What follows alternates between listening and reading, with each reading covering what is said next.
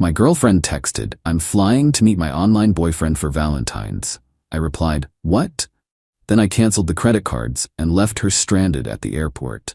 When she called from a payphone crying. Original post I, 31 male, got the text at 11 a.m. on February 12th while I was at work. My girlfriend Madison, 29, and I had been together for 4 years, living together for the last 2. The text read, "Hey babe, just so you know, I'm flying out to meet Derek this afternoon. He's my online boyfriend. We've been talking for 6 months. Need to spend Valentine's with someone who actually gets me. Back Sunday night. Don't wait up." I literally stared at my phone for a solid minute, read it 3 times, then typed back, "What?" She responded immediately, "You heard me. This relationship isn't working. Derek understands me emotionally in ways you never could. I deserve to explore this connection. You're too controlling anyway." Controlling? Because I asked her to contribute to rent last month? Because I suggested she get a job after being unemployed for 8 months? Here's the kicker. She was using my credit card to book this flight. The supplementary card I'd given her for emergencies that she'd been using for DoorDash and online shopping. I could see the pending charge on my banking app, $487 to the airline. I didn't respond to her text. Instead, I called my credit card company, reported the card lost, canceled it immediately, removed her as an authorized user on all my accounts, changed my Amazon Prime password, she was always ordering stuff, called my phone carrier, removed her line from my family plan. The whole process took maybe 20 minutes. Then I went back to work. My coworker Jerome noticed I was off. "You good, man?" "Just found out my girlfriend has an online boyfriend she's flying to meet, on my dime." "Bro? What?" "Yeah, apparently I'm too controlling because I want her to pay half the rent." 2 hours later, my phone rang. Unknown number. "Hello? What did you do?" Madison's voice, near hysteric. "Madison, where are you calling from?" "A payphone at the airport. My card got declined. They wouldn't let me board. The Uber app says my payment method is invalid." "What did you do?" "I canceled the cards. You said you're going to meet your boyfriend. Why would I pay for that?" "Because I don't have any money. You know that." "Then maybe you shouldn't have planned a trip to meet another man." Derek isn't just another man. We have a deep emotional connection, something you'd never understand because you only care about money and bills and stupid adult stuff. I actually laughed. Stupid adult stuff? Like keeping a roof over your head? This is abusive. You're financially abusing me. I'm stuck here. Call Derek. I'm sure he'll help his girlfriend out. He can't. He's between jobs right now. Of course he was. Call your mom then, or your sister. Not my problem anymore. You can't just abandon me at the airport. You literally just texted me that you're flying to spend Valentine's with another man. You abandoned this relationship. I'm just making it official. She started crying. "Please, just let me come home and we can talk about this." "Home? You mean my apartment that you don't contribute to?" "Our apartment. Check the lease. It's just my name, has been since day one." "I can't believe you're doing this to me. After everything." "After everything? You mean after I supported you for 8 months? After I paid for everything while you found yourself? After you secretly got an online boyfriend?" "It's not secret. I just told you." 6 months, Madison. You said you've been talking for 6 months. That's half a year of lying. It wasn't lying. It was exploring my options. I hung up. Update 1, later that night. She got home around 8 p.m. Her sister Brittany drove her, and boy was Brittany pissed. At me, somehow. I'd already changed the locks. My landlord's actually cool and did it as an emergency favor when I explained the situation. Watching them try the key through my Ring doorbell was something. Bang, bang, bang on the door. "Open this door right now." That was Brittany. I opened it, but kept the chain on. "Hey Brittany. Don't you hate me?" What kind of man leaves a woman stranded at the airport? The kind whose girlfriend was flying to meet another man, on his credit card. Madison pushed forward. "Baby, please, let me explain. Derek means nothing. You literally said he's your boyfriend. Online boyfriend, it's different. It's like emotional support." "That's called cheating, Madison." Brittany jumped in. "She made a mistake. Everyone makes mistakes. You're seriously going to throw away 4 years over this?" "She threw it away when she started her online affair. I'm just taking out the trash." Madison gasped. "I am not trash. No, but your behavior is. This is illegal. Brittany pulled out her phone. You can't just lock her out. She lives here. She's not on the lease. Never was. She's a guest who's no longer welcome. She's a tenant. She has rights. She doesn't pay rent. Never has. That makes her a guest in this state. Look it up. I'd actually researched this while waiting for them to show up. Knew my rights. Madison started ugly crying. Where am I supposed to go? Brittany's? Your mom's? Derek's? Derek lives with his mom in another state. Shocking. Can I at least get my things? I'd already packed her stuff. 5 boxes, 2 suitcases, all sitting in the hallway. Already handled. I pointed to the pile. You went through my things? I packed them. Carefully. Everything's there. Brittany examined the boxes suspiciously. Where's her jewelry? The jewelry I bought her? That's mine. You gave it to her. As gifts when we were together. We're not together anymore. Madison wailed. You're keeping my grandmother's ring. You mean the ring your grandmother is still wearing? Because she's still alive? Nice try, though. Brittany hefted a box. This is emotional abuse. Financial abuse. You're a monster. I'm a monster who's no longer paying for your sister's lifestyle. Tragic. As they loaded the car, Madison turned back one more time. Derek would never treat me like this. Great. Go be with Derek then. Oh wait, you can't, because neither of you can afford a plane ticket. I hate you. Cool. Please hate me from somewhere else. Update 2. 3 days later. Valentine's Day. I'm at work when my phone starts blowing up. Madison's posted on social media. When you find out your ex is a narcissistic abuser who abandoned you at the airport and made you homeless on Valentine's Day. Some men can't handle strong, independent women who have emotional needs. Share if you've been financially abused. The comments were interesting. Half her friends were supportive. The other half were asking questions like, wait, why were you at the airport? And didn't you have an online boyfriend? Then Madison's mom, Darlene, called me. We'd always gotten along okay. Danny, what's this? I'm hearing about you making Madison homeless? Hi, Darlene. Did she tell you about Derek? Who's Derek?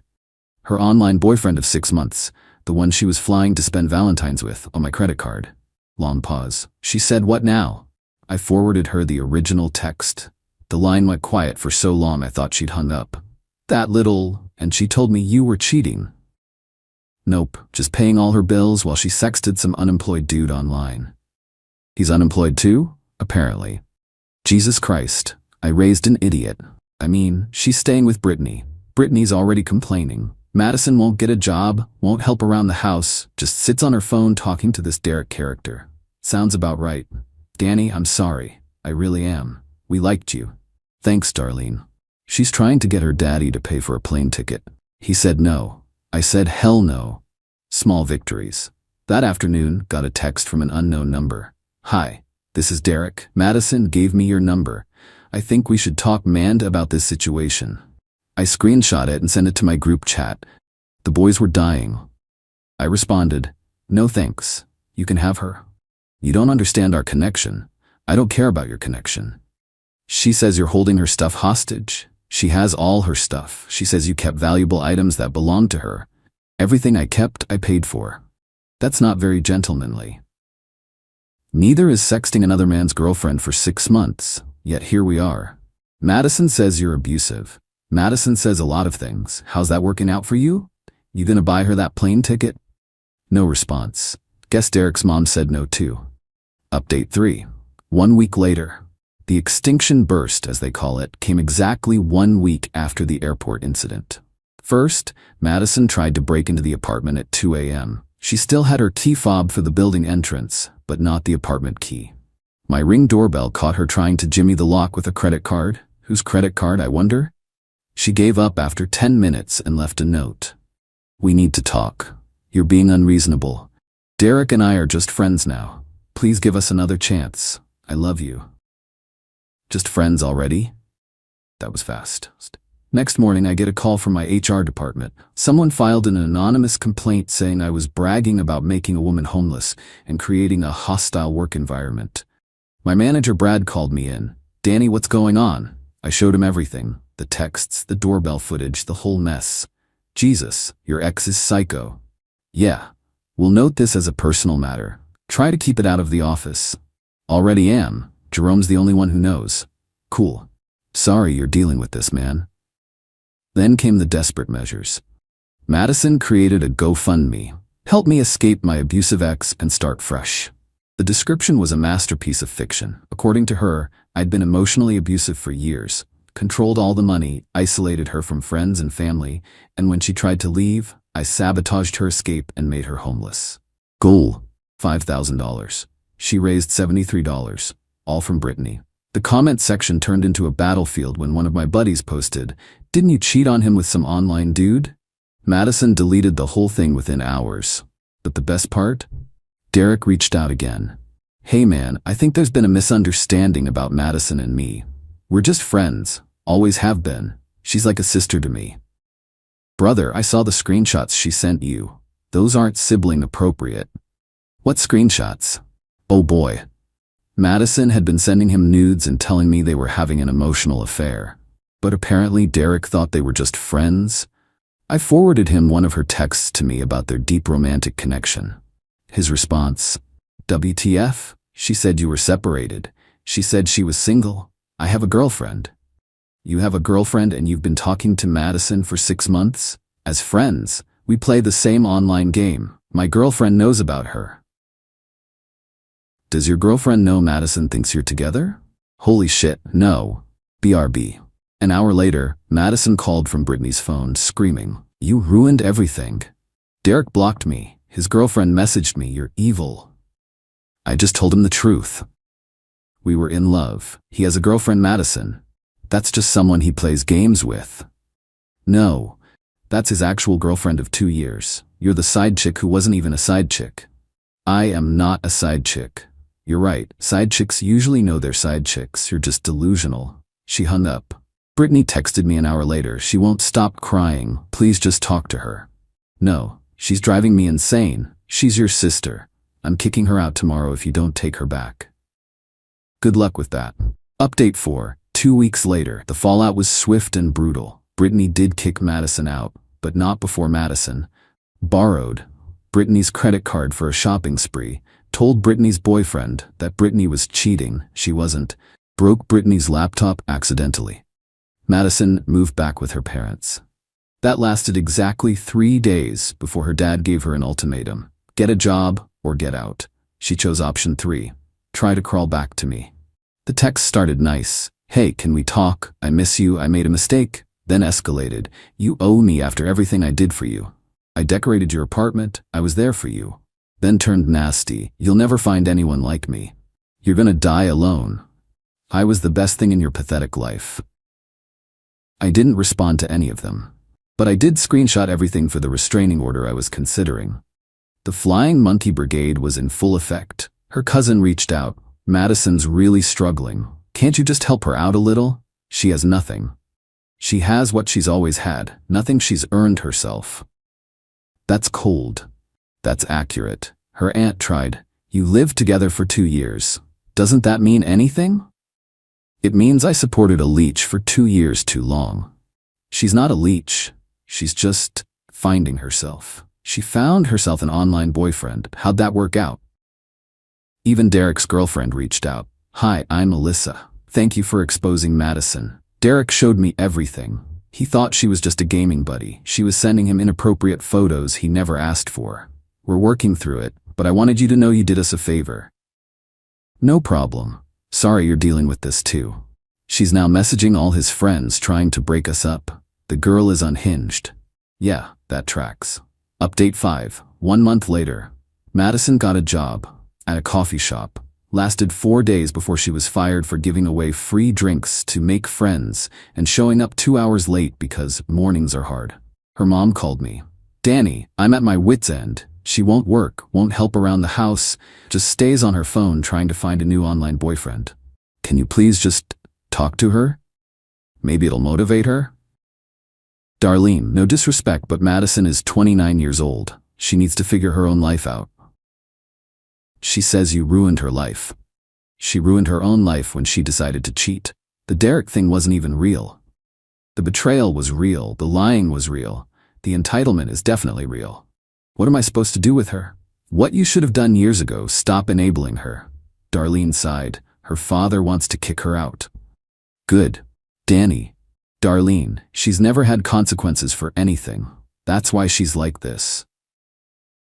2 days later, Madison was given 30 days to find her own place. The meltdown was spectacular. Brittany posted about it. They weren't speaking, but Brittany loved drama. My sister really just told our parents that kicking her out is abuse and threatened to call elder services. They're 52 and 54. I cannot. Madison tried one more Hail Mary. She showed up at my work. Security called me. There's a woman here says she's your girlfriend? Ex-girlfriend. Do not let her in. She says it's an emergency. Unless she's literally dying, it's not my emergency. I watched on the security monitor as they escorted her out. She was carrying a box of what looked like my stuff, probably things she'd hidden when she moved out, planning to use them as an excuse to see me. She texted from the parking lot. I have your college sweatshirt and your favorite mug. Let me up and we can talk. Keep them. Consider them a parting gift. You don't even want your stuff back? Not if it means seeing you. You're so cruel. I'm consistent. You should try it. Update 6 weeks later. The universe has a sense of humor. I'm at the grocery store just buying normal stuff when I run into Derek. The actual Derek, in my city. He recognizes me from my social media. Madison had shown him pictures while trash-talking me. Danny? Derek? Most awkward handshake ever. What are you doing here? I asked. Moved here for work. My girlfriend got a job transfer. Madison doesn't know we're here. Congrats on escaping that. Man, I'm so sorry about everything. I genuinely thought she was just a gaming friend. She made our guild super weird. Had to kick her out. She got kicked out of an online guild? She started drama with literally everyone. Told all the women their boyfriends were hitting on her. Told all the men she was single and interested. It was chaos. Sounds about right. How are you doing? Better every day she's not in my life. I heard she's working at a restaurant now. Really? Good for her. Yeah, my girlfriend's friend saw her. She's a hostess at that place downtown, the one with the weird salads. Grove and Garden? That's it. We parted ways, but I was curious. Madison, working? For more than a week? I had to see this. I went by Grove and Garden that weekend with my buddy Tyler, needed a witness. Madison was indeed working. She looked miserable, forcing smiles at customers. She saw me, froze, then tried to act professional. Table for two? Yes, please. She seated us without another word, but her hands were shaking. Tyler was trying not to laugh. Our waiter came by. Can I start you with drinks? Actually, I said, loud enough for Madison to hear, I'm taking my girlfriend here next week. Is the service usually good? Madison dropped a stack of menus. The waiter, oblivious, said, Oh yeah, we're great. Special occasion? 6-month anniversary. She's amazing. Actually appreciates everything I do for her. Tyler kicked me under the table, grinning. Madison stormed off to the bathroom. She didn't come back out while we were there. Tyler was dying. Bro, you're evil. She wanted to hurt me. I'm just living my life. You don't have a girlfriend. She doesn't know that. We left a massive tip for the waiter and left. Madison texted that night. I see you've moved on. I didn't respond. She's probably using you for money too. Still didn't respond. I hope you're happy. I was, actually. Final update. It's been 3 months since the airport incident. Life's good. Madison is still working at Grove and Garden Miracle. Still living with her parents? Still single, according to Brittany.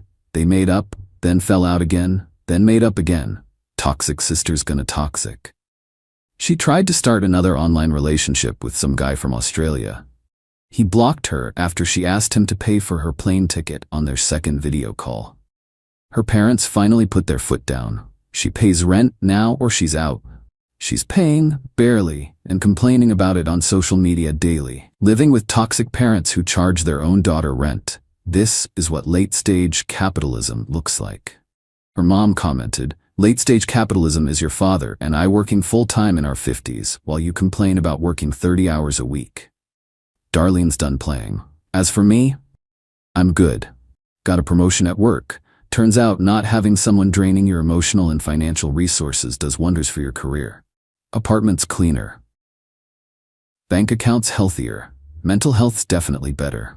Started casually dating someone from my gym. Her name's Nicole. She has a job, her own place, and hasn't once mentioned having an online boyfriend. The bar's underground at this point, but she clears it easily. Madison found out. Small city, people talk. She texted, already replacing me? Classic. I actually responded to this one. Madison, you replaced yourself 6 months ago with Derek. I'm just accepting your resignation. He never meant anything. Neither did I, apparently. Have a nice life. Blocked her for the final time. Brittany messaged me yesterday. Just so you know, Madison tells everyone you're the worst ex ever. Good. She says you financially abused her. By not funding her affair? She says it wasn't an affair. What does she call it? Emotional exploration. Is that what we're calling it? She also says Derek was your fault. How? If you'd been more emotionally available, she wouldn't have needed to find someone else. If she'd been employed, she could have paid for her own plane ticket. LMAO, fair. How's she doing really? Honestly, same as always. Nothing's ever her fault. Everyone's against her. Life's unfair, you know? Yeah, I know. For what it's worth, even my parents think you did the right thing. Thanks. She's already talking to some new guy online, from Canada this time. Good luck to him. He's 45 and married. Of course he is. Life's funny. Madison thought she was trading up with Derek. Thought she'd hurt me by flaunting her online boyfriend. Thought I'd come crawling back when she played the victim. Instead, she played herself. Lost her meal ticket, her housing, her dignity, and even her fake boyfriend. All because she couldn't appreciate what she had and thought she deserved better while contributing nothing. The best revenge? I didn't even have to plan it. Just stopped enabling her and let reality do its thing. Turns out, when you remove the safety net from someone who's never learned to walk on their own, gravity handles the rest. My credit cards are mine. My apartment is peaceful. My life is drama-free. And Madison? She's still at that hostess stand, forced to smile at customers, living with her parents, trying to find another man to fund her lifestyle. Oh, and Derek and Alyssa?